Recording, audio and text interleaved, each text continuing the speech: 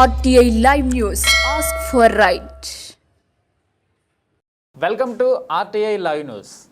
ఆలస్యం అమృతం విషయం అనే చందంగా సాలూరు మున్సిపాలిటీ తయారైంది. గత మున్సిపల్ కమిషనర్ శంకర్రావు లంచం తీసుకొని ఏసీబీ వాళ్ళలో చిక్కిన తర్వాత కథ మారింది. సాలూరులో ఎన్నో సమస్యలు తీరలేదు అని పాలకులు మున్సిపల్ కౌన్సిల్ హాల్లో కౌన్సిలర్ల వాగ్వివాదం చాలా పాత కథ.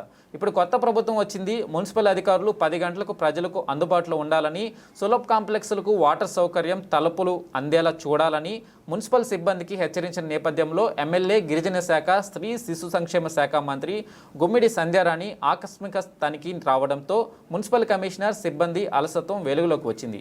ఎప్పటికైనా సమయపాలన పాటించి సాలూరు ప్రజలకు సుపరిపాలన అందిస్తారని ఆశిద్దాం.